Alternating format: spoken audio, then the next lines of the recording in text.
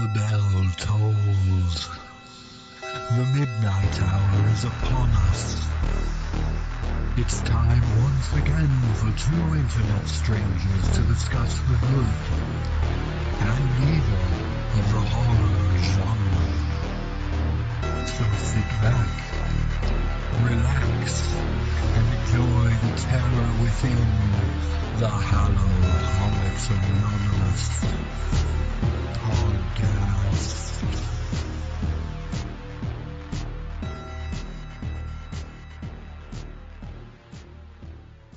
So you're telling me this thing... Yes, once the radiation hit it, that garden slug started to grow at an alarming rate. If something isn't done to stop it, the world... What are you doing? Me? Nothing. Just eating these garden plants? Go on, Doctor. The slugs? As I was saying, in less than a week, New York will... You're getting slime all over the podcast equipment, Corey? I can't help it.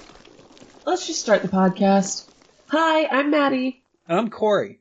And this is Hallow-Holics Anonymous, a show dedicated to all things horror and occasionally Halloween. This is episode 50. I know. Happy 50th. For you, yeah. It's technically not happy 50th for me, so I'm finally younger than you, I feel. I feel like you've done more than 20 episodes, so it's still a milestone for you. I tried to count for like 5 minutes earlier, but our schedule is complicated, so I gave up after I probably gave up after 2 minutes of thinking. Well, you could have gone back to the first episode you were in and subtracted the lower number, but yeah, that would be smart. That's not something I'm interested in. You know me well enough by now. So somehow this topic ended up being we were thinking about the 50s. And I ended up picking a movie from the 50s, The TINGLER. And you... I picked a movie that sort of takes place in 1959 occasionally, and one of the main characters is very much a 50s character. He went with Night of the Creeps. I did. I don't regret my choice, and I stand by it. Happy 50th. On January 16th. Is that today? Yes, today is January 16th. Oh, so Suspiria was out yesterday. Happy 50th. Okay, yeah. So, apparently anyway. I'm just going to keep doing that. A lot of things happen on January 16th. Oh, shit. Hold on. On this day in horror history. Sterling Siliphant, who produced Salem's Lot and wrote the screenplay for Village of the Damned, was born in 1918. Not only him, but John Carpenter, too, in 1948. Happy birthday, John Carpenter. He's 71. Yeah, and at last we have one more actor who was born on January 16th. That was Anders Hove, famously known for his role as Radu in Corey's favorite trilogy of all time. It is one of my favorite trilogies of all time, and Radu is more than just a character in that trilogy. He's a tragic anti-hero. Uh-huh. Yeah, we're not getting into this. The Bloodstone was his by right, Maddie. How was it his by right? He willed it. He disavowed himself. He wasn't technically willed it. He betrayed his father. He lost his father's blessing. He did it because his father had already betrayed him and was going to give it to his kid. Because he was a disappointing son. And evil. We're going to do this eventually. We're going to do how your inheritance is divvied out, okay? There are certain things you just don't mess with. Plus, we don't have enough information. The information we have to take Radu's side, because we have, maybe he did evil stuff. How do we know that's not his dad, We're gonna have to save this. We're gonna have to save this argument. Alright, I'm putting a pin in it. I'm mad now, but I'm putting a pin in it. That was on this day in horror history. So, in order to relax, I think we should go with your idea for this episode's game. Was this my idea? You vaguely suggested it, and I expanded on it. Okay. I appreciate you giving me the credit. I always assume my ideas are just half-assed sentences that you fix. Do you want to explain it, or do you want me to? No, explain it, please. All right, so... Your idea at first. It was my... Yeah. All right, so tonight's game. It is episode 50, so happy 50. We are going to go back through the last 50 years, alternating decade, and say which movies are our favorite from said decade. Did I get that right? No, because we're going back through the last 100 years, and each of us has like 5 decades. Wait, what? Well, no, it's like I got. Oh yeah, I just suck at math. Yeah. Yeah, so 100 years. So it makes even less sense. We both get 50. Happy 50. Okay, so starting with the 1920s, which was my decade, I went with The Man Who Laughs, starring Conrad Veidt from 1928. I've never seen that, but I'm picturing a very creepy smile on a dude's face. Yes, exactly. It's based on a Victor Hugo story about a nobleman's son who's kidnapped by gypsies, has his face slashed up so he always smiles, he has no lips, and he ends up as a performer in a traveling sideshow. It's very, very melodramatic, over the top, ridiculous, but Conrad Veidt is amazing, and that movie will make you cry. So this influenced the Joker, didn't it? Now this is why I'm thinking I know of this. There you go. So I've got actually an old studio shot here, just to share the screen, of one of the posters here, and you can definitely see how it influenced the Joker. Yeah. Actually, yeah, I've seen that exact picture in... Yeah, alright. But it's an excellent film, and if you think you don't like silent films, just give this one a try. Actually, I mean, I am biased against old movies. No, of course not. But I don't necessarily dislike silent... I mean, I like Metropolis. I like Nosferatu. Those are quiet. Yeah, they're very good. Well, there's music, but yeah, I get what you're saying. I mean, I'll give it a chance. It looks creepy enough that I might like it. Yeah. Again, it's more melodrama than horror, because I really don't think horror had come into its own until the 1930s, but that's a whole topic for another day. Yeah, that would actually be a good topic for another day. I think so, too. So it's my turn? Yes. I think I'm at least half right on this one, but easily my favorite horror movie in the 30s easily is Frankenstein.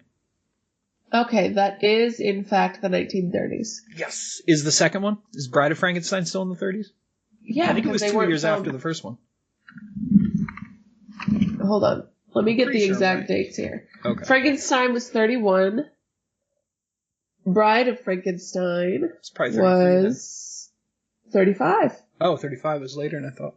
Yeah. So yeah, there are a few movies that I consider... I'm not going to, obviously, talk about the plot. Everybody knows the plot. And if you don't, what are you doing listening to this podcast? Don't Frankenshame our listeners. You're right, I'm sorry. Frankenshame's monster, our listeners. That was a terrible joke. I quit. Happy 50. Goodbye.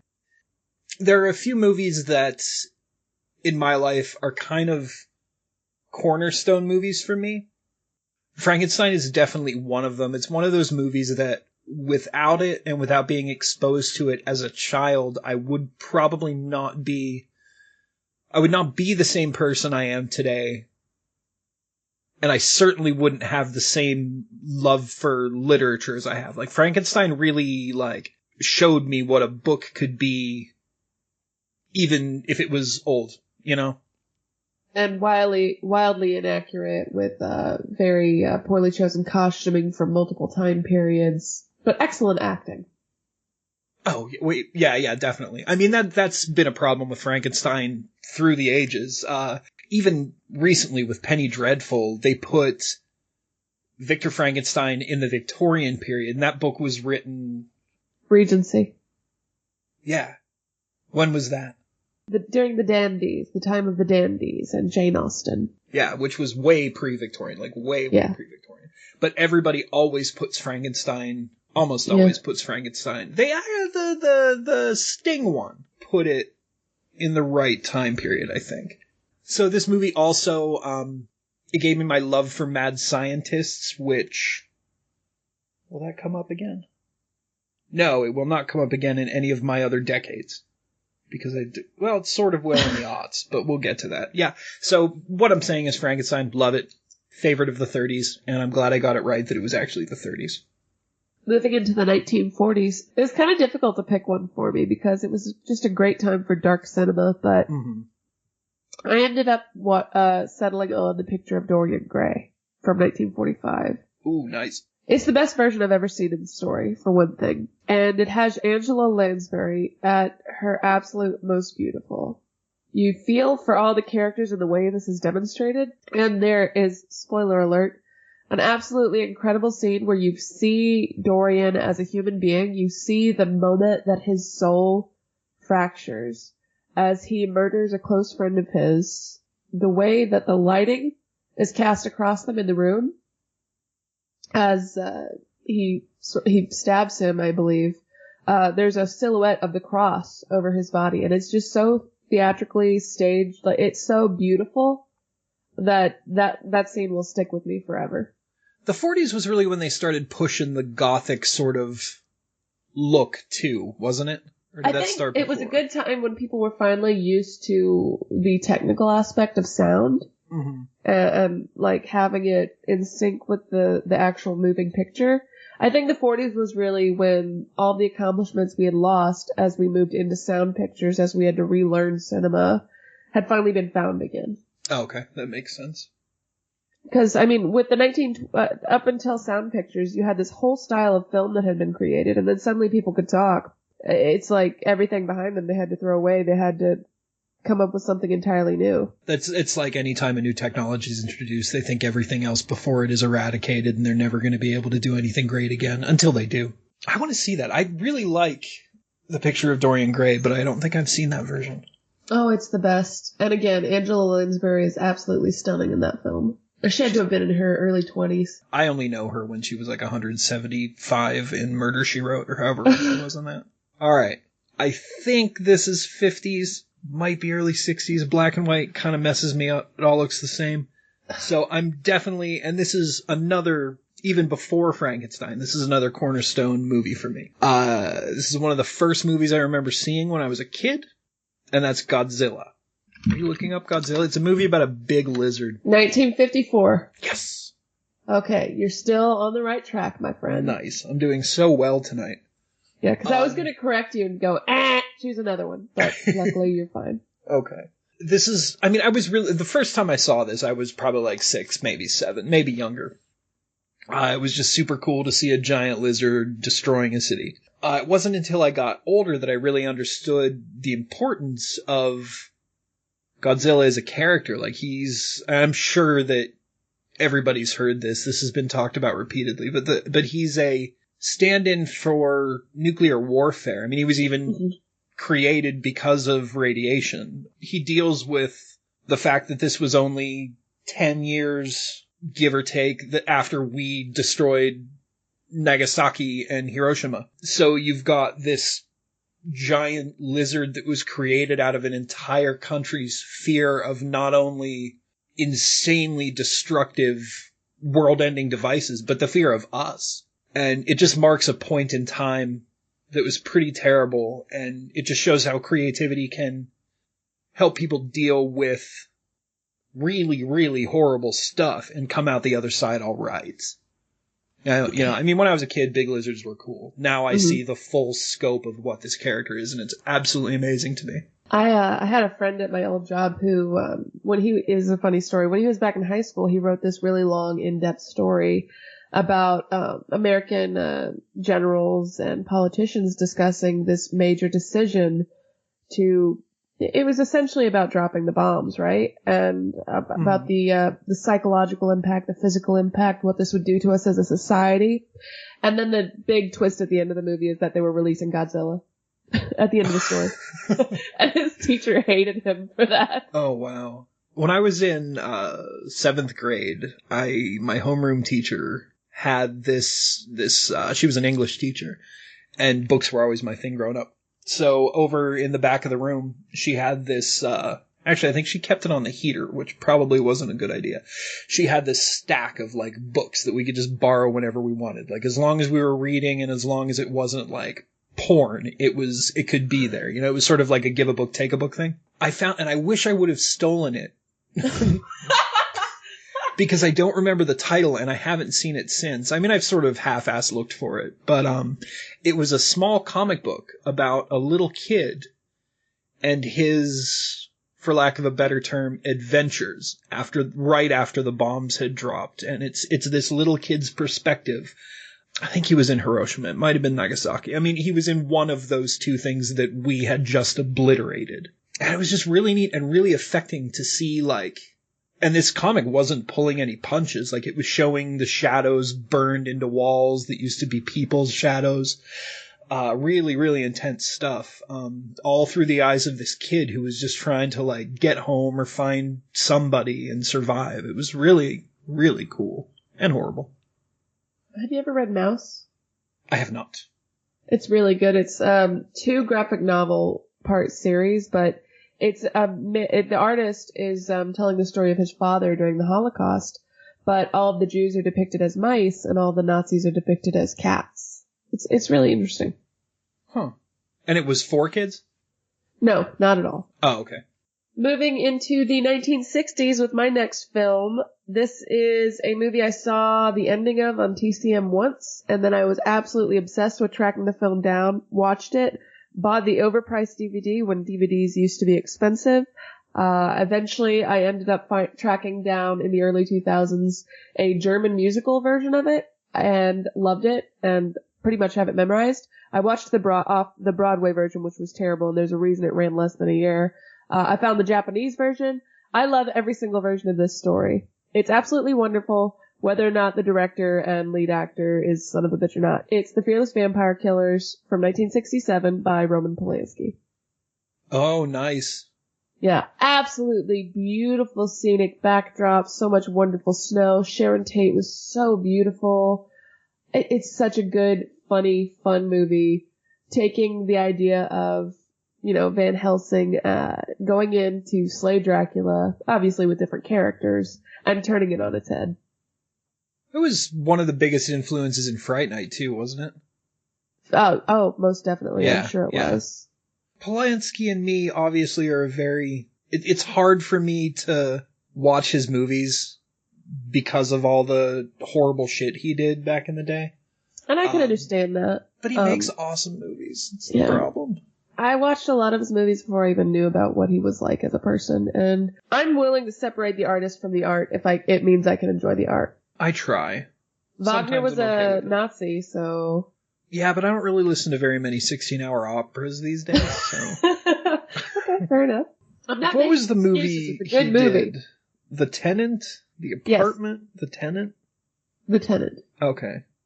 Yeah, that's the movie I actually have the most trouble with because I love that movie.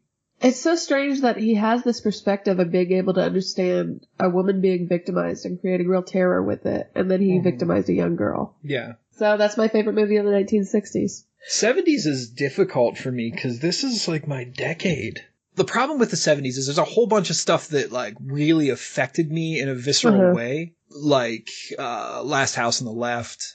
I Spit on Your Grave, like all those really like ultra violent, like terrible things happening to people in a very real way. But they're definitely not ones that I would pick. They affected me in a negative way. You know what I mean? They're not favorite movies that you would revisit happily with friends.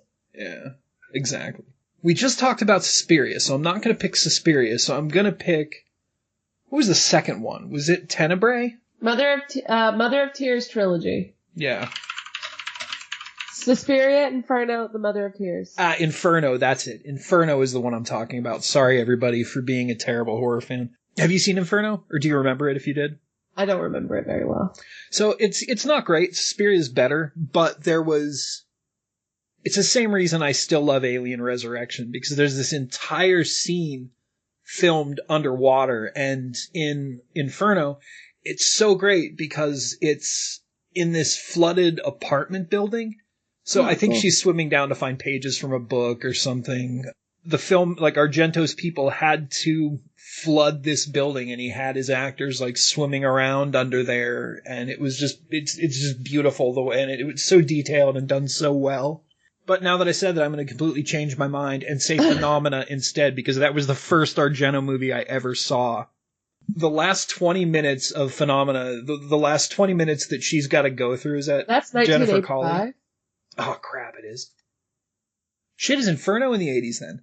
1980. Oh, in that case, I'm going to have to go with Lucio Fulci, Tears of Blood, The Beyond. Okay, that's a good one. I'm going to pick The Beyond because it was also the first Fulci movie I ever saw. See, I'm all paranoid now. I got to make sure I've got the right time period. Well, if you did your damn research in the first place. My point was I wanted to try not to. 81! Do you want me to pick a movie for you? No, I'm going to pick Suspiria, even though we just... No, you know what? I'm going to look this up because this is annoying. Oh my gosh, there's so many movies from the 1970s. I know, and that's the problem. You could have gone with Jaws. You could have gone with The Wicker Man or Phantasm or Carrie. Oh, Phantasm. You're right. It's Phantasm. Phantasm's been... I don't actually know if I've mentioned this, but it's my favorite complete series, even though it kind of after 2, but I'll give 3 some credit. After 3. It's not really possible for a movie like that to go off the tracks, though. It's already off. Oh, did you see the newest one? No. Oh, it's completely, like, you watch it, and then you're gonna take back what you just said, because it completely falls off the rails, like... Right. Coscarelli just does whatever he wants to in that movie, and it doesn't work, but I love watching it, if that makes sense. So, like, Thanksgiving 3. In a way, yeah, in a way.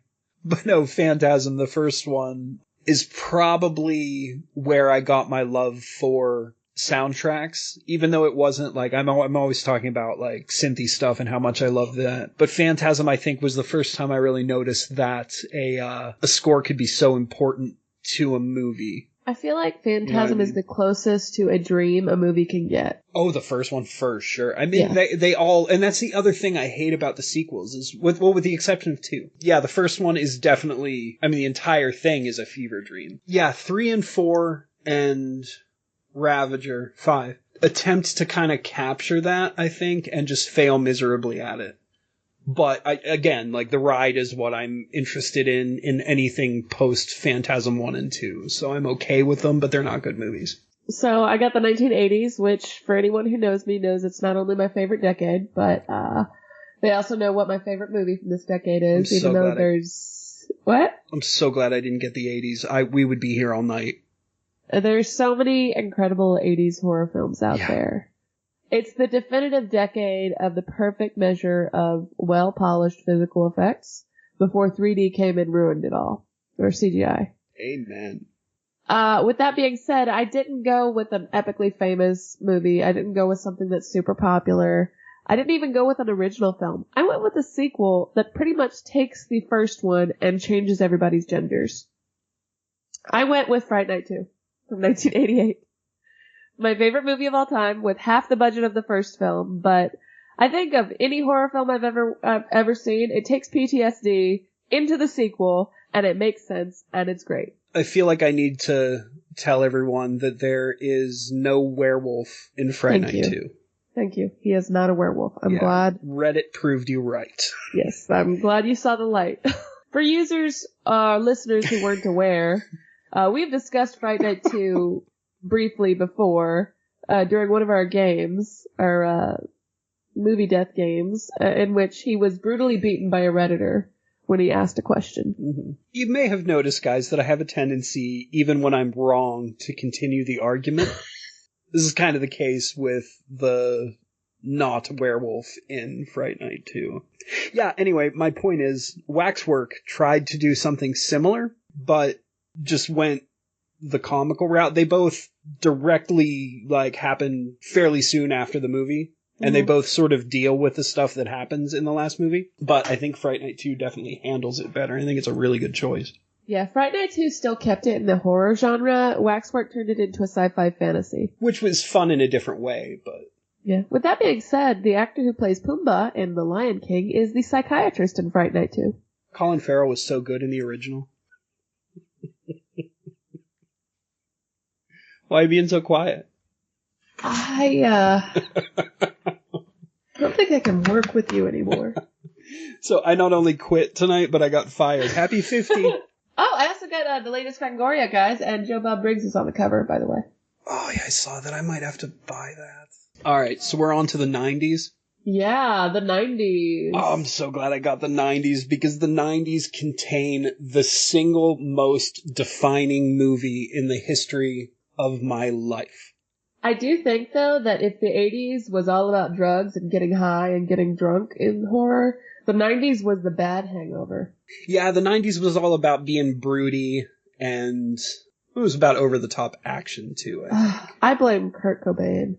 Grunge had a lot to do with it, but this is also like Nine Inch Nails, Marilyn Manson. This is sort of the rise of industrial metal, too. Not that Nine Inch Nails is industrial metal, but you know what I'm saying. Nine Inch Nails is pretty awesome, though. Yeah, it's true. It was just a really angsty time, and my movie fits really well in with this angstiness. It's Della Morte Dell'Amore, or as we Americans know it as Cemetery Man. I can probably quote 80% of this movie which with my memory is phenomenal. This movie got me through, like, my tragic gothy angst period in high school. It got me through breakups. It got me through... I watched this movie weekly for probably, like, almost weekly for probably a decade. My love for this movie knows no bounds. If you haven't seen it, on the surface, it's a zombie movie. It's about a dude played by Rupert Everett, who is absolutely wonderful in this. He's also great in Dunstan Checks In, but not Inspector Gadget. No, not Inspector Gadget. He was also really good in Bee Monkey as well. Okay, well, he was also in The Importance of Being Earnest, and he was great in that, too. Oh, that's true.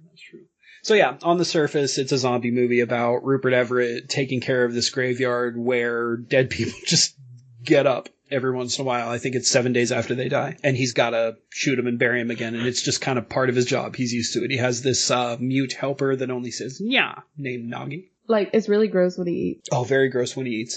In reality, he is a really well-respected, talented composer and violin player, if I remember correctly. But once you get under the surface, it's this tragic love story on, like, this Shakespearean scale about a man who's doomed to never find love and to be alone forever, even with his only friend. He's still basically alone, and it's just about him dealing with that and kind of his descent into madness and how trapped he feels. And it's just how I felt for the entire 90s, was just trapped. Oh my gosh. Poor Corey. I know. I mean, it's a small town. It's difficult being a weirdo in a small town. Yeah, this movie helped me get through all that stuff, and it's still to this day my all-time favorite film. It's directed by Michel Sauvé, who is, you're going to tell me I pronounced that wrong, I'm sure. No, go on. Okay. Who was Dario Argento's protege. You definitely see a lot of... Who also directed The Church, which is another fantastic movie. You see a lot of Argento in Sauvé, but still, if you haven't seen Cemetery Man, it's absolutely brilliant. Watch it. I've actually ended friendships because people have told me they didn't like this film. I would be this movie's stalker. Moving on into the early 2000s, the 2000 aughts. I had a startling realization in that, oftentimes I'll get a little morose and I'll say, oh, we don't have a lot of good scary movies these days. But when I really looked at the last 20 years of horror, I was really astonished to see how many good movies had come out. Yeah, I mentioned this earlier, but every time I think of the last 20 years of horror, I'm like, oh, this is crap. 21st century is terrible for horror. And then I start thinking about it, and there's so much good stuff. I mean, even stuff like, you wouldn't have seen a movie like Let the Right One In get any attention back in the 1970s. Mm-mm. That being said, my early 2000s choice was Psycho Beach Party from the year 2000. Oh, nice. Written by Charles Busch, and Charles Busch does play a sort of side character as a sassy police officer. I just couldn't pass up this movie. This was one of those late night HBO movies you saw when you stayed up past your bedtime and your parents were asleep. It's a great throwback to beach party movies, to B-movie horror from the 60s. It's over the top and silly, and it knows it, and it's just super fun. In one of the Addams Family's movies, I think it was in the sequel, where the bouquet is thrown, and Wednesday catches it, there's a woman in her family in the group who looks down at her and says, "Bitch." That's Charles Busch. Oh, really? Yes. So yeah, this one's kind of hard too, because this decade has it's seen a lot of good stuff. Like Get Out, Hereditary was great. maybe a point of contention, but the It remake I loved. The Void is a big contender for me. I really like that movie. The Endless, and what was the other movie? Resolution. So yeah, it was actually easier than I thought to pick something from this decade, even though there's so much good stuff that's been coming out, especially lately. But it's definitely, and this is cheating a little bit, because this is sort of picking a movie that was filmed now, but is very much a movie that feels like it's from the late 70s, early 80s, but it's easily, hands down right now, House of the Devil. It perfectly captures that sort of Argento, sort of late 70s, early 80s kind of phantasm-y sort of feel, but that's not even... It just captures the 70s and 80s so well in this movie. I feel like a lot of movies in the last few years have really been trying to do that. Oh, definitely. It's been a big thing. The Void did it too. But there's a great scene in the beginning. It's actually how they introduce the title. She's walking down the street in very late 70s, early 80s clothes. Not over the top, not like 80s club wear, but like puffy jacket, hat, all that stuff. Very I'm going to say very 70s. And it just uncomfortably pauses, like at a point in the song that she's listening to while she's walking and the title comes up. It's just perfect. From that moment on, the movie is just great. Everything that happens is so sudden, and I love it.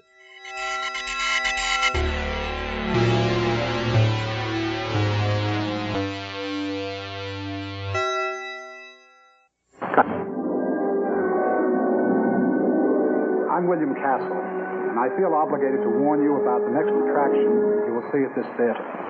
The picture is The Tingler, which I directed. And for the first time in motion picture history, Giggle every time audience, including you, will actually play a part in the picture. You will feel some of the physical reactions, the shocking sensations experienced by the actors on the screen. I guarantee that The Tingler has more shots per minute than my last film, The House on Haunted Hill. But don't be alarmed. You can protect yourself. When you see the picture, you will be told, and remember the instruction, how you can guard yourself from attack by The Tingler. And now may I show you a few scenes from The Tingler? I hate it when they call movies pictures. You hate it when they what? When they call movies pictures. We'll talk about it after The pictures? after the picture preview. As you enter the theater, you will receive instructions and special equipment to guard against attack by... The Tingler. I was expecting you to do that stupid Punisher voice you kept doing, but okay. The Tingler. Nobody's gonna get that.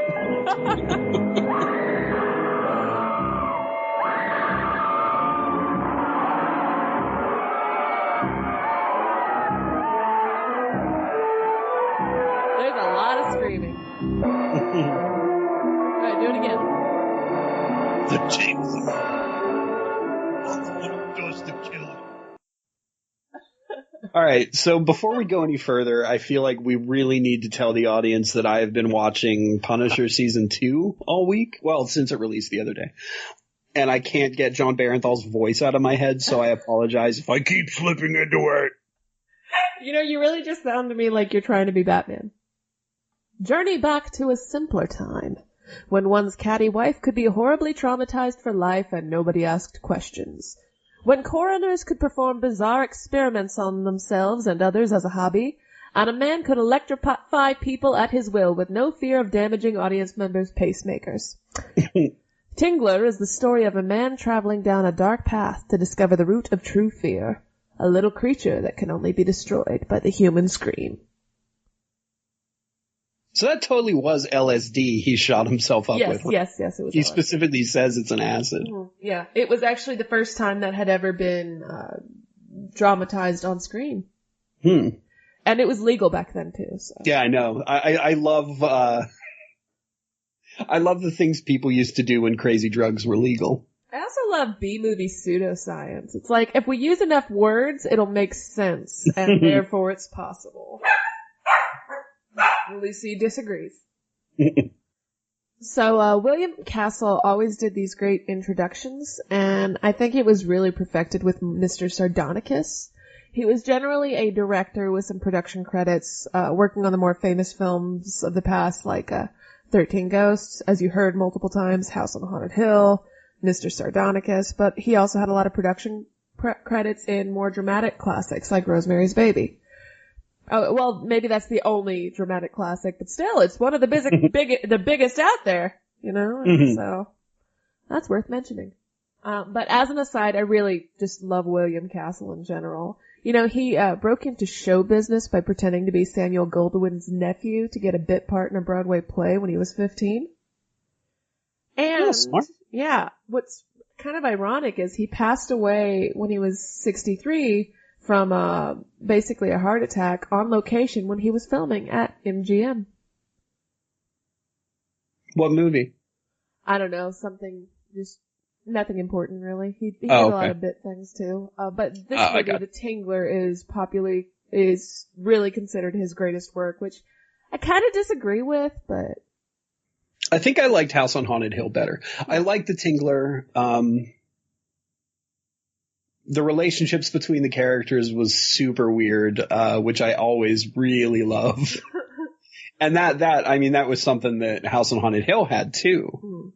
I feel like if the Tingler was remade, there'd be sexual tension between Vincent Price's character and the Ollie guy. Yeah, it did come off a little bit homoerotic. Yeah. It's true. But the relationship with him and his wife is so great. Like, he knows she's stepping out and she's over it. And their exchanges are just insane. And, like, they're both just sadistic assholes to each other. It's great. Oh yeah, no man could throw catty dialogue back into a woman's face as sassily as Vincent Price could. That's very true. Like, She held her own, though. She held her own. But he'd do this little head wobble and raise an eyebrow and just sass her right after she sassed him. And pretty much exactly like House on Haunted Hill. These two clearly wanted to kill each other. As far as the gimmicks are concerned, this was not Castle's first gimmick film. Title goes to Macabre, which gave audience members life insurance policies in case they died of fright. The Tingler was his third work, which did borrow some instrumentals, most notably from Vertigo. Now, House on Haunted Hill was the second, and one of the only two movies he did with Vincent Price, wherein the gimmick was that a skeleton on pulleys would be run through the house during key moments of the film, with, like, flashing red eyes. In Castle's blatant rip-off of Psycho, Homicidal, people were offered refunds if they were too scared towards the end of the movie to finish it, and they'd have to follow a trail of yellow footprints to a fake nurse in the lobby to gauge his or her blood pressure, then seek their money back in a cardboard booth called Coward's Corner, where an announcer would shout, "Watch the chicken! Watch him shiver in Coward's Corner." They'd then have to sign a yellow sheet that stated, "I am a bona fide coward." So would this have been in every theater the movie released at? Most of them, at least, because... Yeah, like, the I whole never paid gimmick. attention to any of this gimmicky stuff. Like, I think it's cool, but... Well, this stuff was mentioned in his advertising campaigns. He'd tell you what the gimmick was going to be. So you'd feel pretty gypped if you went to a regular theater and you didn't get all that. The only place I can imagine where maybe the gimmicks didn't happen would be, like, at a drive-in, if any of these played at a drive-in. You can't really strap electrodes to somebody's car. No, I bet you thought those were all the gimmicks he did. The electrodes? No, not just the electrodes in the Tingler, which I'll get to, but the other movies I just mentioned. I want you to say, yes, I did, so I can... Yes, I did. Okay, thank you. Thank you, Corey, for ruining that moment. There was also... Sorry. There was also 13 Ghosts with Illusiono, where audience members were given ghost viewer glasses. On one half of the glasses, you would see the ghosts, and on the other side, you wouldn't be able to see them, because they were in red and green. And if that wasn't enough for you, in his movie Mr. Sardonicus, audience members are given the option to vote for a happy ending or a dark ending before the final reel is shown. It's said that nobody ever voted on the happy ending, but I do wonder if a happy ending was actually made. I feel like if that happened now, 4chan would overtake it and everyone would only ever see the happy ending. Yeah, because 4chan likes to ruin things for everybody. Exactly. Now, the gimmick here, I'm finally getting to this movie's gimmick, was that an electric shock buzzer was put into people's seats. There were also actors planted to faint during the film. It was called Percepto, enabling audience members to share the horror of the characters on screen Or just have a good laugh and scream in the dark when they shut the lights out. That part of the movie was really great. It was a little confusing sitting here watching it. I watched it on my computer. Actually, I watched it in VR while I was playing Elite Dangerous, which was really trippy. I'm like flying through space and watching this old black and white movie. It was really fun. That sounds like a great way to experience it. It was, but yeah, that scene kind of threw me off. I'm like, crap, is my program, because I have a specific program that brings one of my desktop windows into VR. So I'm like, wait, is there a glitch? Like, do I have to file a bug report? And then I'm like, oh wait, no, I forgot, this movie is doing this to me. All right, we can continue. So speaking of gaming, I can't believe I did such a good segue. I'm very proud of myself. Well, it's not good if you point it out. Well, I'm nothing if not prideful. So this is a thing that I think could come back, and I mean, it would be costly, of course, to get it into every theater, but this is something a lot of gamers especially are looking for right now. Like there are haptic feedback vests that you can buy that actually take the sort of bass from the game and translate it into movement that you can feel on your chest.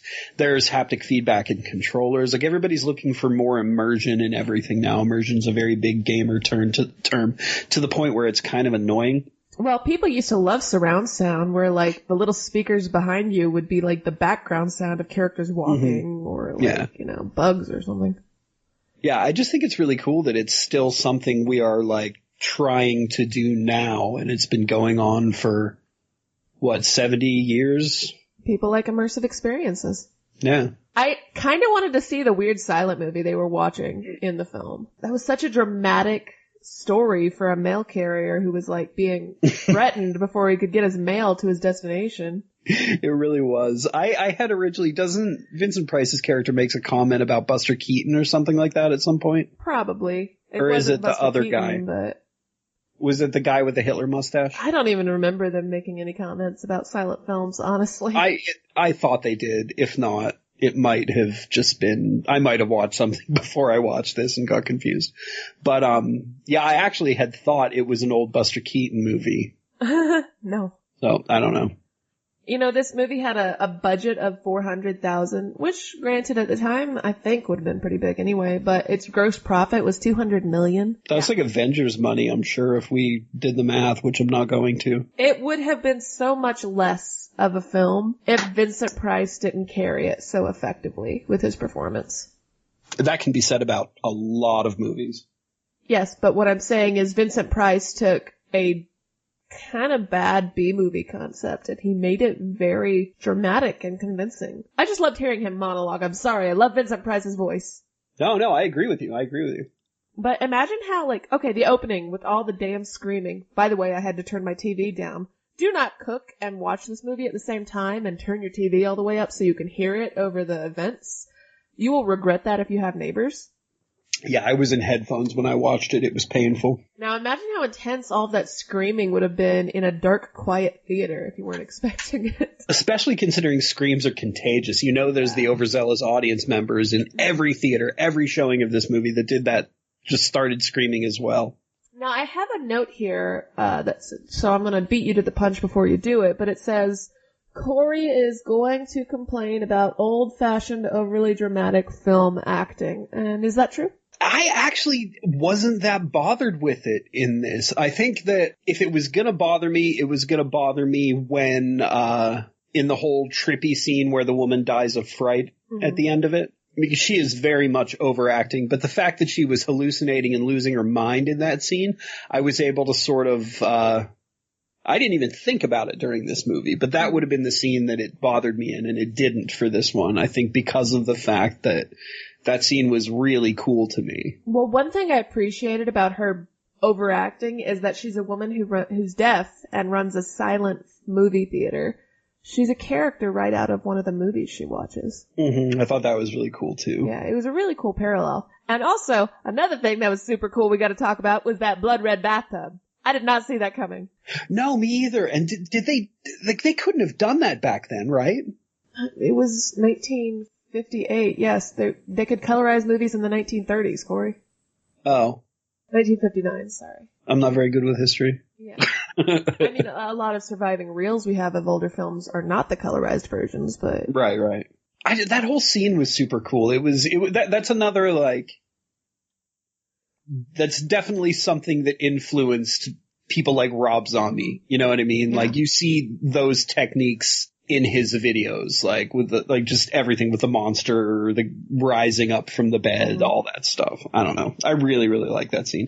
Although it confused me a little bit because I thought that Vincent Price was gonna drug her. He did. I thought he did drug her, but he's not the one that killed her. no. Everybody was so matter-of-factly about death and murder in this movie that it was kind of confusing. Yeah, it was driven over the edge. It's not certain whether the LSD would have killed her so she couldn't scream. Mm-hmm. But, like, there was a helping hand there. Guys, I'm sorry to spoil this for you, but you've had 61 years at this point. Her husband drove it over the edge, so any illusions she might have had probably wouldn't have been as intense if he hadn't pulled all that crap and wore masks and carried weapons around and put her death certificate behind the bathroom mirror. In the medicine cabinet. But yeah, if you think about it, at the heart of it, the idea of the Tingler is kind of disturbing. This foot-long, slimy centipede creature that lives in your spine and thrives off of your fear. If you had schizophrenia, that would... Just think about it. Yeah, and I'm sure there's a schizophrenic that has that exact fear. And has to turn our show off right now. Sorry, guys. Yeah. I do think, though, with that whole sequence, the blood red bathtub, the nightmarish experience, it was a really good example of why you shouldn't just look at an old movie or a B movie or something low budget and give it a pass. You never know what you're going to see just because it seems cut and dry and it's a very basic story. At the heart of it, there's still these actors and directors and artists who are working on something. You never know if they're going to deliver something completely unexpected. I feel like you're passively aggressively saying this directly to me. What? No, not at all. I'm not saying that you are, pretentious and judgy. No, and I don't hate all old movies. Okay. I wasn't saying. Hey, I was not. You're right. I don't have to justify myself. I like Frankenstein. That's old. Yeah, you like Frankenstein. I mean, you don't like M. Probably don't like the Cabinet of Dr. Caligari. No, I love... Are you kidding me? I love anything that comes out of German Expressionist but not M. art. Wait, what do you mean not him? Not M. Well, I like the last 10 minutes of M, but the rest of it was really drawn out and boring. But this movie was pretty much almost all gimmick, or it was intended to be, if not for the fact that, Vincent Price was chewing the scenery so thoroughly. I do like that he's kind of plays the typical Vincent Price hero in which he's not a hero. He's willing to perform reckless experiments on people, even his admittedly bitch of a wife. And at the cost of someone's life even. He really didn't have that much guilt for the consequences of his actions when he thought he'd killed her. No, nobody did. Nobody gave a shit about anything in this movie. Yeah, it makes him very human. Yeah. He's like, I may be terrible, but you're worse. Yeah, that's true. Yeah, I still can't do a Vincent Price voice. I can't either. I'm not even going to try. I bet you're wondering why this hasn't been remade. Yes, Maddie, I am. Yeah, That's guess. voice, right? Yeah. If you, sure. Well, at one point, Joe Lynch, who did Chillerama, was purported to have made an amazing script for a remake, but it never materialized. And having personally attempted to watch Chillerama, I'm not too sure it would have been very good anyway. I've never seen Chillerama, I don't think. I think I tried to watch it and failed. It's just... I briefly thought we did it for the show. That's how crappy my memory is, but I guess not. Yeah, no. Mm-mm. I'm sorry, guys, if you like Chillerama. Hey, that's your thing. I mean, Direct all hate to Maddie. I have no opinion on it at the moment. Mm-hmm. I actually don't remember if I tried to watch it or not. Speaking of really weird, pretentious film critics, which actually we didn't speak of at all, except for people who don't like old movies. So me. I found an article about this film that at first seemed really intellectual, because I was really digging for stuff. There was not a lot of behind-the-scenes information about it. Anyway, it started off really intellectual until the second half when the author revealed a weird obsession with drawing parallels between the monster in The Tingler and pooping. Not even satirical. This person was serious. Yeah. In fact, I've got a quote I need you to read. And this wasn't even on, LiveJournal? It was a scholarly article. Am I going to read this in my Punisher voice? Can I read it in my Punisher voice? It's completely unrelated to our show. No, we want people to understand what you're saying. But you can do Plight of an unfortunate. No. You gotta do it. You can do an upper crust British voice. Okay, it went away. Oh, that's because I've got to click on the little. I'm bad at this. Oh my God, Maddie, that's so long. You read it. Right. The plight of an unfortunate neurotic deaf-mute whose unreleased tensions grow so great that they overcome her is simply the signal impelling the process of cathexis in the cinema audience from anal neurosis to oral expulsion and back again. Jesus Christ. Contrary to therapeutic fashion, however, this cathexis never alleviates nor endures. The relief expressed in the scream of the spectator is nothing more than a socially admissible ritual of momentary release.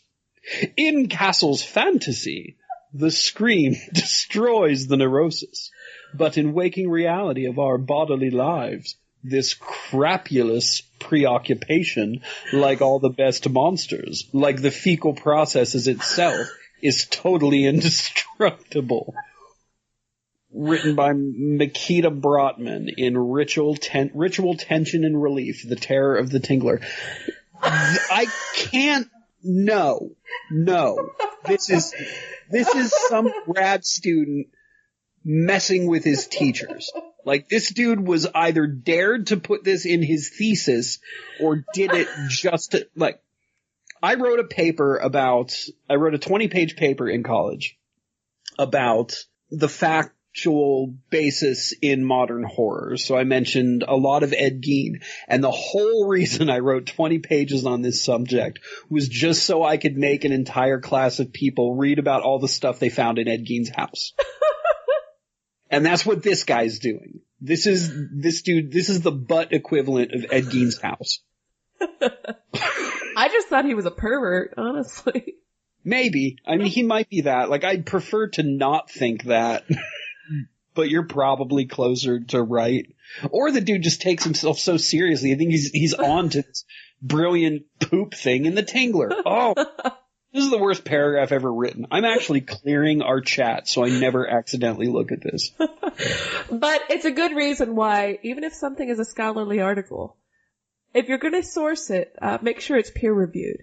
Wait, what? Well, it's probably not peer-reviewed, because I really find it very hard to believe that anyone would review this and say, yeah, this is a great article.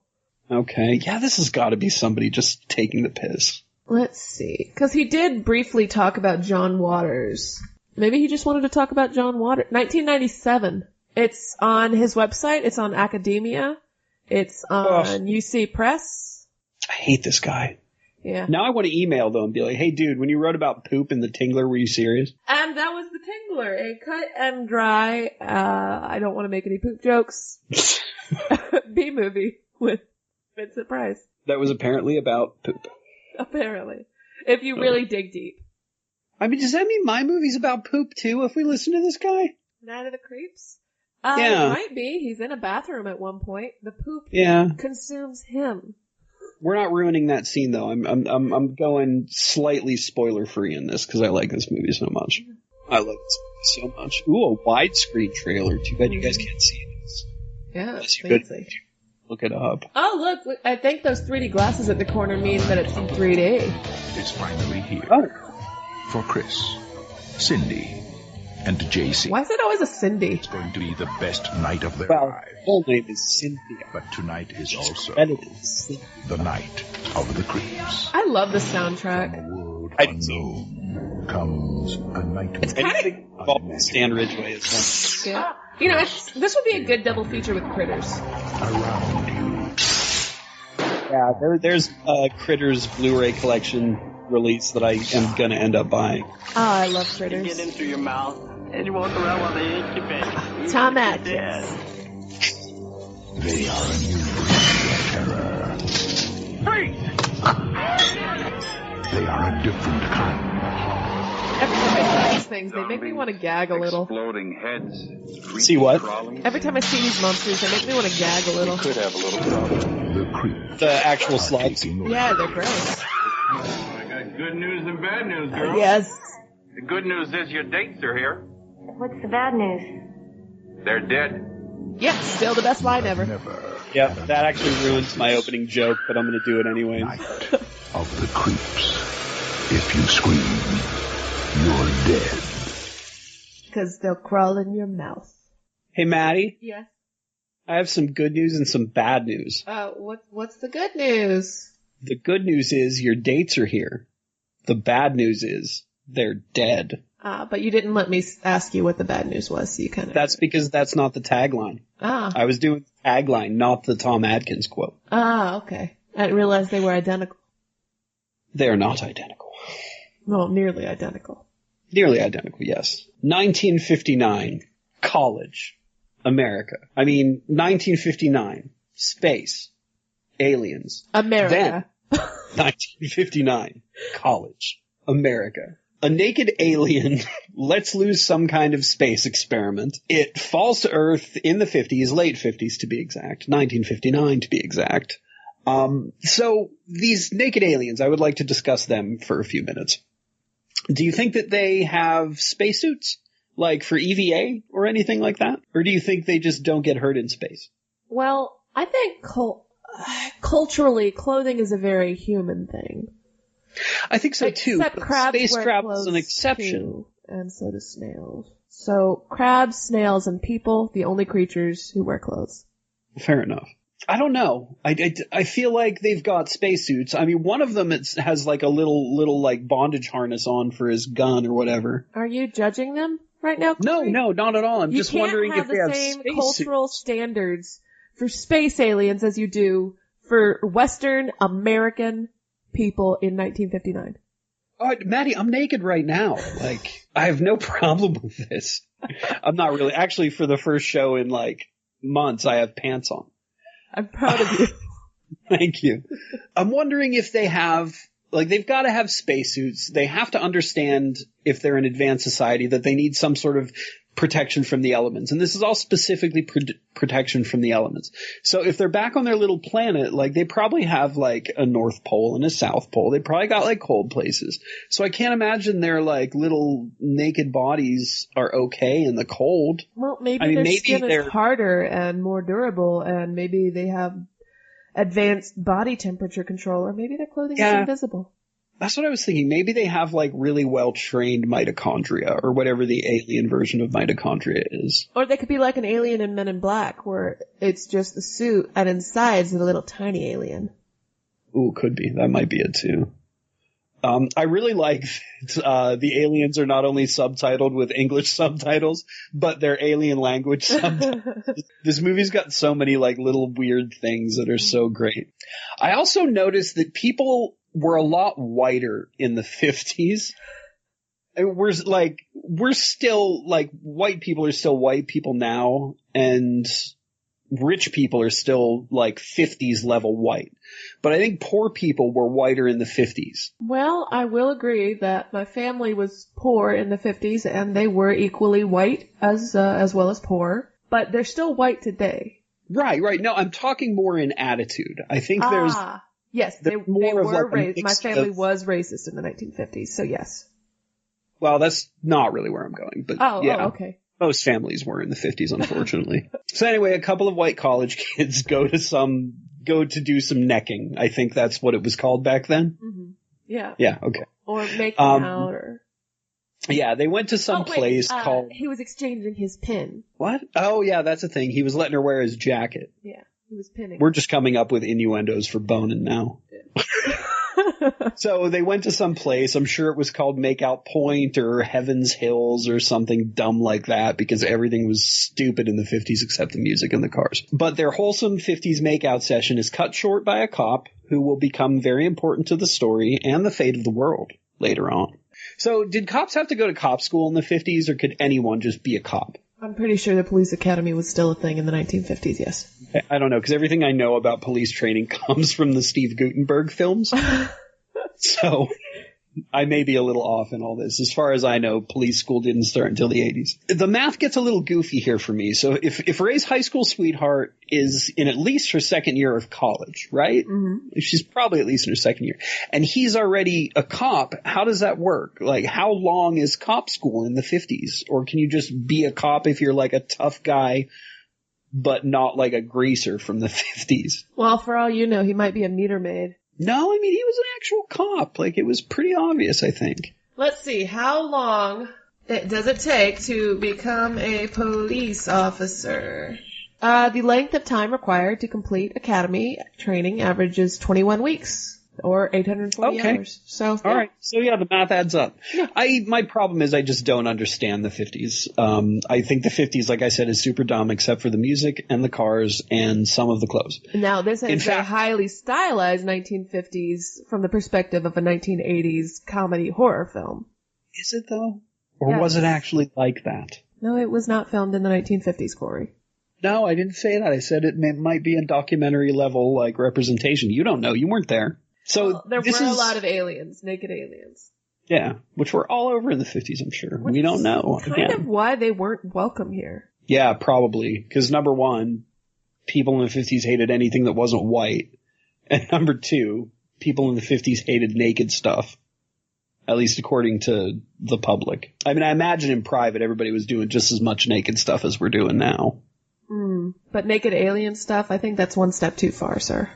Yeah, me too. I think that was probably only going on in Germany at the time. Now, I'm just going to pull this lever here and get the train right back onto the right track. All right. So this is kind of a sidebar, but it still relates. This is the movie that made me fall in love with doo-wop music. Because the song The Stroll is one of the scariest songs ever written to me. Why? Just there's something about the saxophone and I don't know. There's just something very creepy about this song, and it carries over into other doo-wop songs. Like Earth Angel terrifies me. Oh, that one's sad. They had a lot of sad songs about like guys losing their girlfriends or girls losing their boyfriends in drag race accidents. Yeah, that's true. And there's also a lot of songs about, like, dudes, like, hanging out with more than one girl, like The Wanderer, which is my favorite song. Yeah, or girls fighting over a guy. Mm-hmm. Or parties being ruined by crying girls. Yeah. And then sequel songs in which she brags that she got him back. Oh, that's true. Yeah. And then songs about girls bragging that he's coming back to beat someone else's ass. Mm-hmm. I mean, you know. Unless he gets into a motorcycle wreck, probably. I don't know. Yeah, it was a highly complex time for white people relationships. I should also mention that everything's in black and white right now, which works really well, obviously, to stick with the whole, like, 50s shout-out sort of thing that's going on. Not only in this, but once it gets colorized, this whole movie's got 50s. I'll get to that. Mm-hmm. So our wholesome makeouters see a meteor fly overhead. I'm going to call it a UFO, though, since it's obviously that little tube that got shot out of the naked alien ship. Mm-hmm. They go off looking for it. Things don't end well at all. 50s college man gets out of the car, tells his lady friend to stay there, of course, because it's the 50s, and he goes off searching for the UFO. And at this point, it's two separate movies, two separate stories. Yeah, that are both very, very set in that time period. Like, he's off finding his UFO, and he finds it, and he gets slugged. Mm-hmm. Literally a slug jumps into his mouth. While this is going on, an escape maniac axe murders the girl. Like, axe murders the hell out of the girl. Yeah, she's axe murdered pretty hard. Yeah, I'll come back to that. Well, actually, I don't remember if I'll come back to that. There's a scene later on, if I don't come back to it, where it's just the maniac just chopping away at this girl in the convertible, and it's so blatantly ridiculous. It's hilarious to me, but it's also it's a dream sequence. So if you have any empathy whatsoever for the Ray Cameron, the cop, it definitely has a little bit of emotional weight to it, but it's also ridiculous. Mm-hmm. So now it's 1986. College, America. everyone is still pretty white, but maybe a little less white than they were 27 years earlier. I don't know. This is just a theory, like many of my... I'm basically talking out of my ass, guys.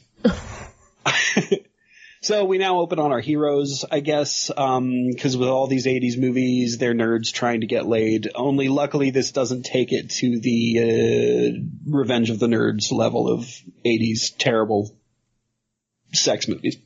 Mm-hmm.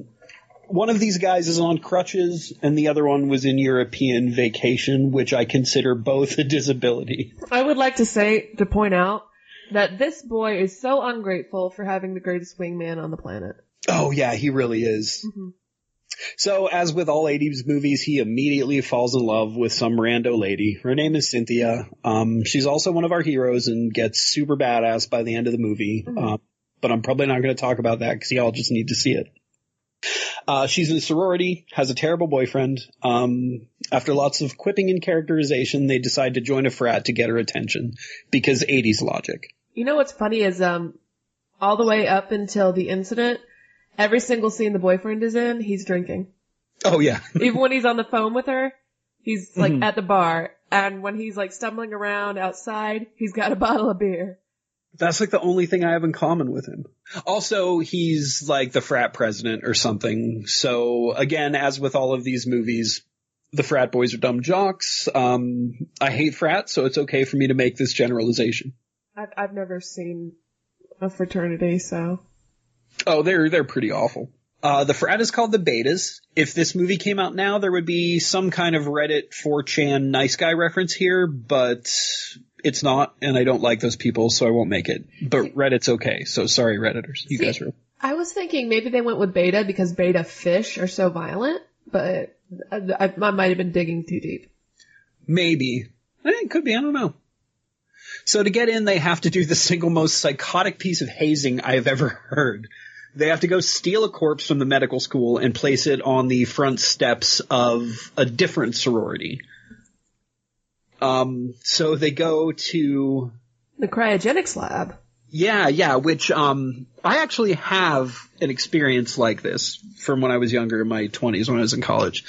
A friend of mine was a nursing major, and she's like, yeah, over there in that building, that's where they keep the corpses. And they're like, no, we've got to get in there. And we're thinking, okay, state school, we're definitely going to be able to break into the morgue or whatever you call the corpse room. So we go run all around this building. Can't find a way in. I can't pick the lock. I was totally wrong. But we spent like a good hour and a half trying to go see science corpses.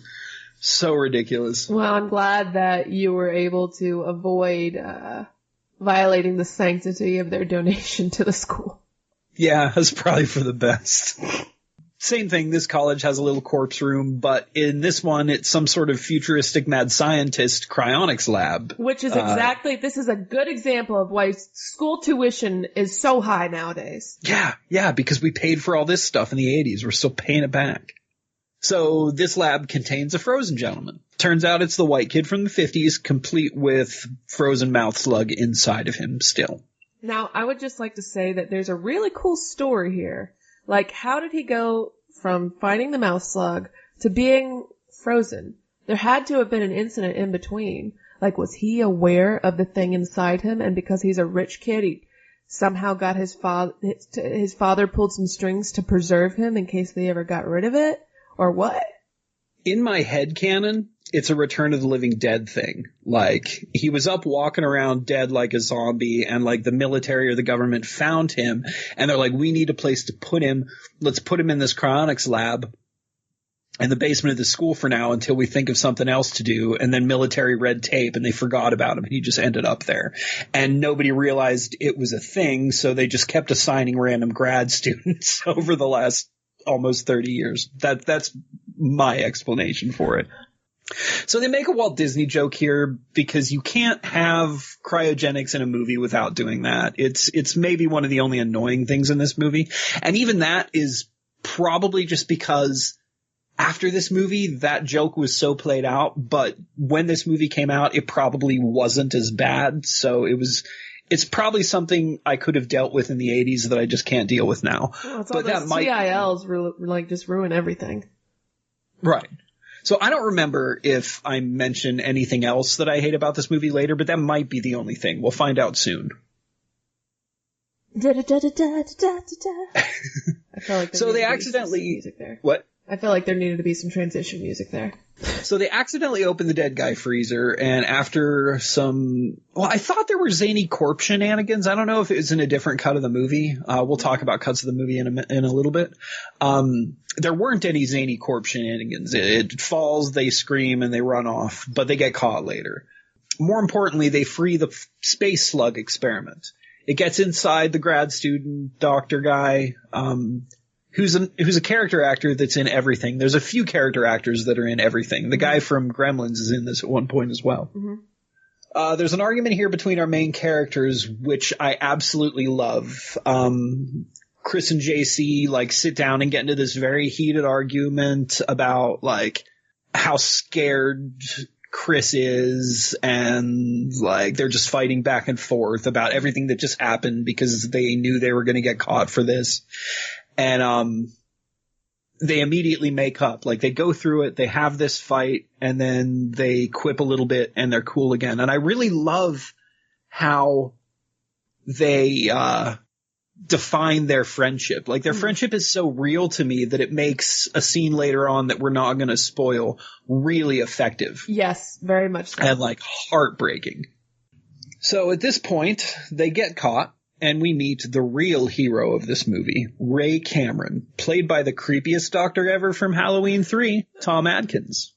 Detective Cameron is obviously Roy from the 50s, only now he's old, jaded, and tortured by something that's happened in his past. Real quick. Could it be the... Real quick. I would just like to have you formally apologize now to the listeners for saying Tom Atkins was crappy when we did the Halloween 3 episode.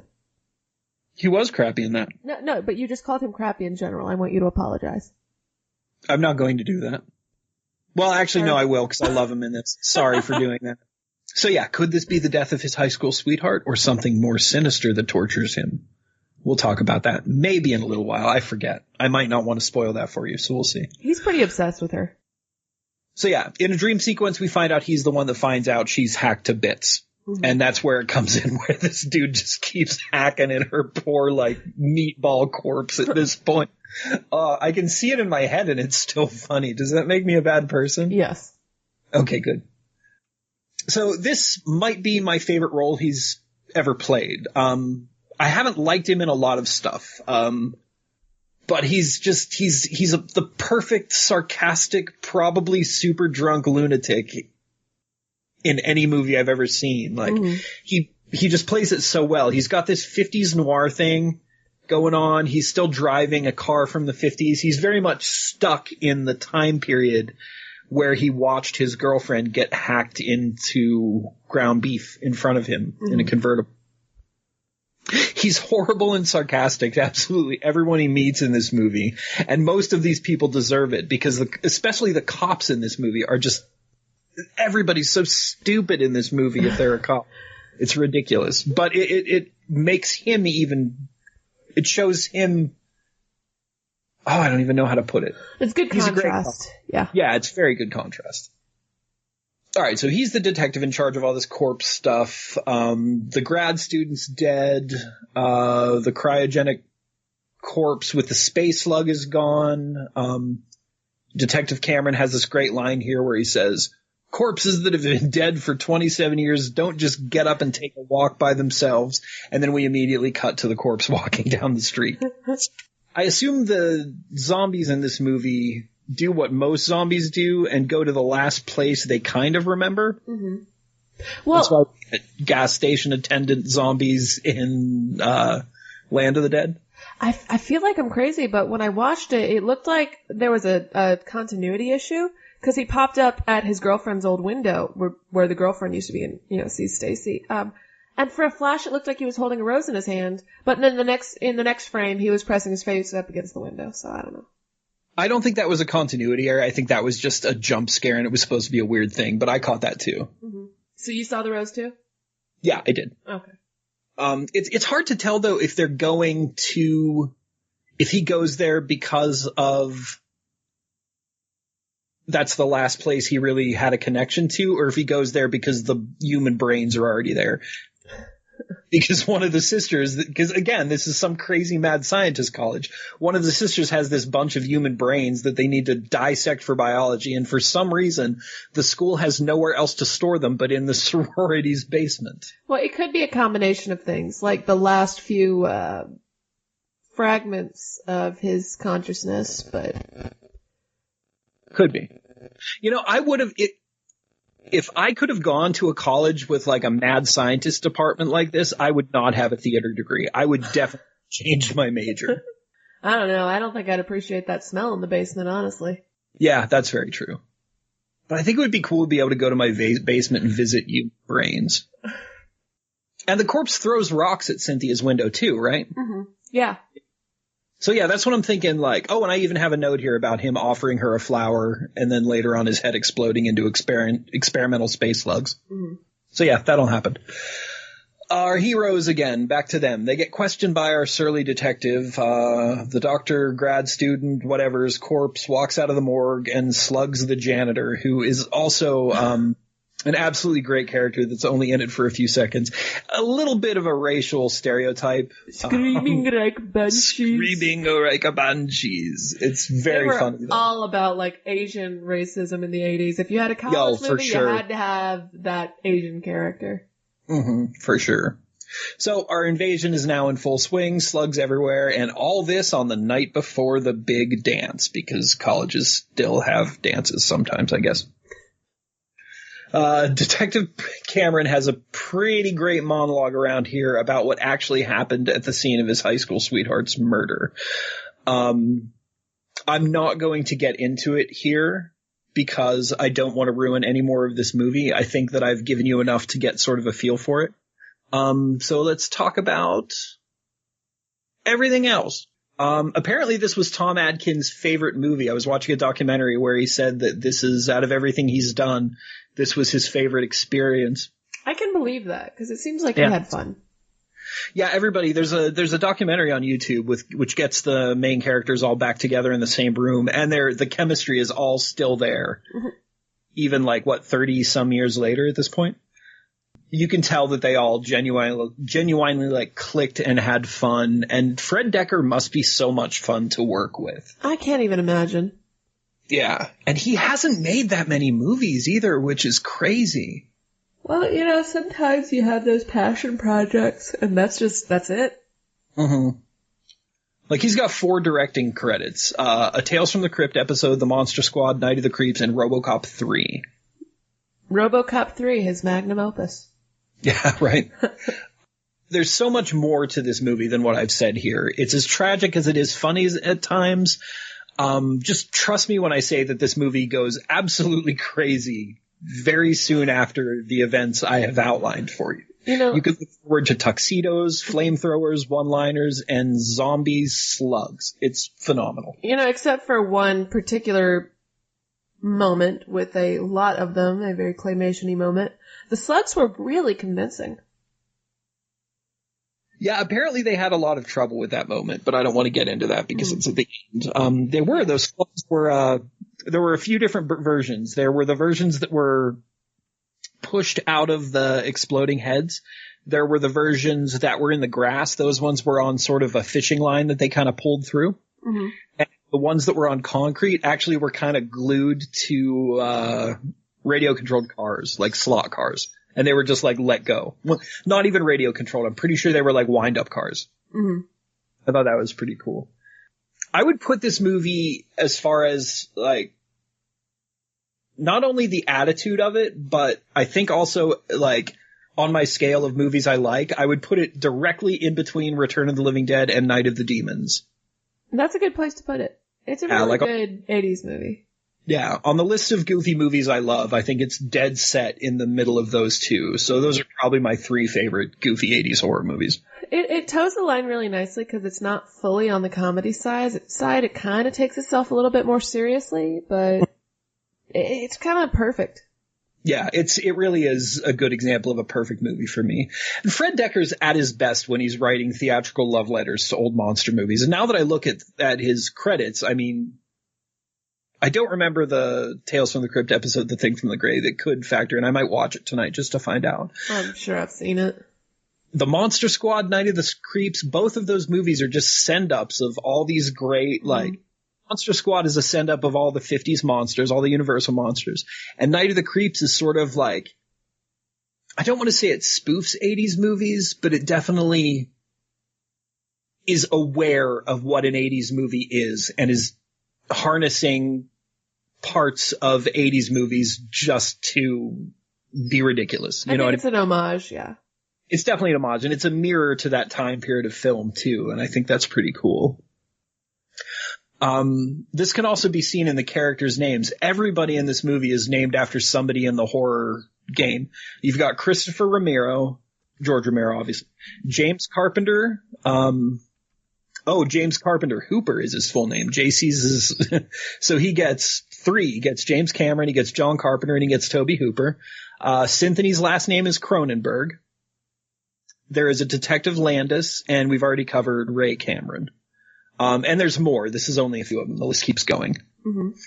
So this movie kind of includes, like I said, all the best bits of the 50s, 60s, and 70s. We get the tough cop from the 50s, as well as the escaped murderer preying on the kids making out kind of like fear of sex thing that the 50s had going on, as well as a lot of good like 50s UFO sci-fi tropes. The zombies are very much a throwback to Romero's in the 60s, not necessarily in the way they look, but in the way they're shot. There's a lot of low angles, a lot of close-ups on their faces, and the shambling reminds me of the way they walked in Night of the Living Dead. This makes sense because apparently Greg Nicotero was actually one of the... I don't know if he was... he must have been on the crew because the crew played the frat boys as well as the zombie frat boys. Mm-hmm. So they all did their own makeup, which was cool that they all kind of got to feature their own stuff in there. Apparently it was pretty rough for those guys, though. They had a lot of trouble because this was shot, like it was written in 2 weeks, and it had a really tight shooting schedule, as with a lot of these low-budget movies. So I guess tensions were running pretty high with these guys. I imagine getting to do their own makeup and being sort of featured in the movie helped helped put those fires out a little bit. Oh, no, I do have a second complaint here. Stan Ridgway has a song that's in the movie twice. It's in a party scene and it's in Brad's car at one point. And it seems to be uncredited. I don't know that for sure. I didn't look for it in the actual credits. But I didn't notice it anywhere on any of the soundtrack listings or anything like that. So I'm a little disappointed there. You can't use the singer of Wall of Voodoo without telling people. This is not cool, Night of the Creeps. Sorry, what? So also said in the interview that he sort of threw everything he could think of from B movies into a blender and just spit it out. Like he really wanted this to be full of all these tropes.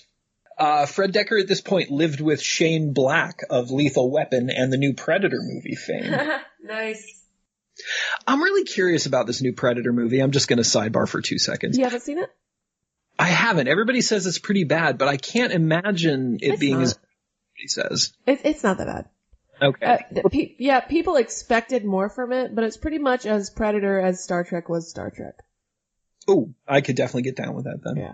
It was a good movie. I liked it.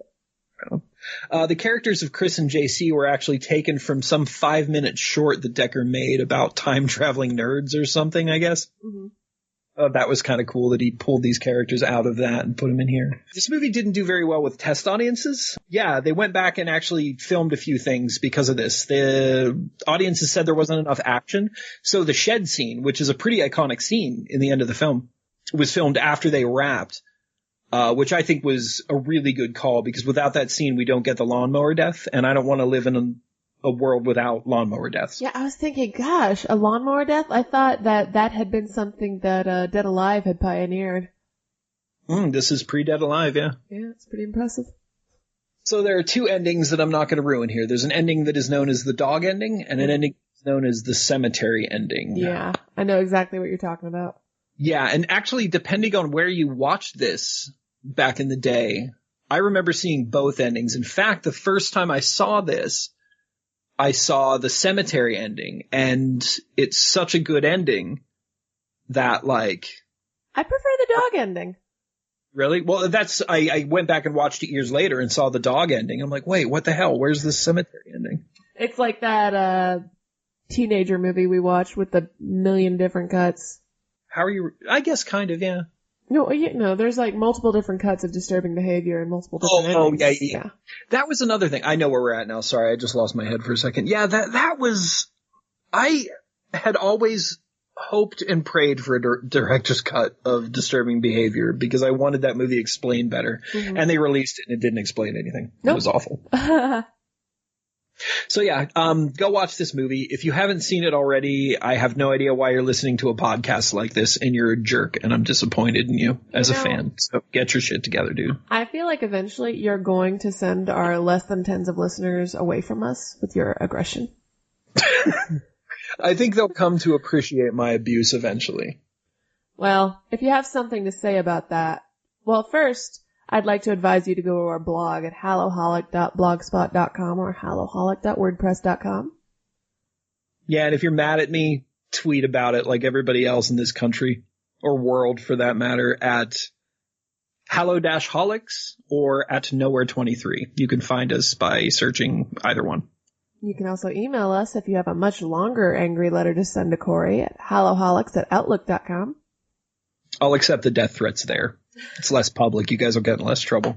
I am also forced by law to tell you to check us out on Podpedia. You can search for us by using our portal, which is HHA. And we are very, very, very far behind in updating our episodes on that. Yeah, I'm sure we are. I haven't even looked at that thing forever. Yeah, it's probably been just as long for me. Yeah. I can't read the rest of my notes here, Corey. You got slug juice everywhere. I can't help it. These things are absolutely delicious and super messy. It's like eating a taco without the actual taco part. Could you at least chew with your mouth closed? That's not going to happen.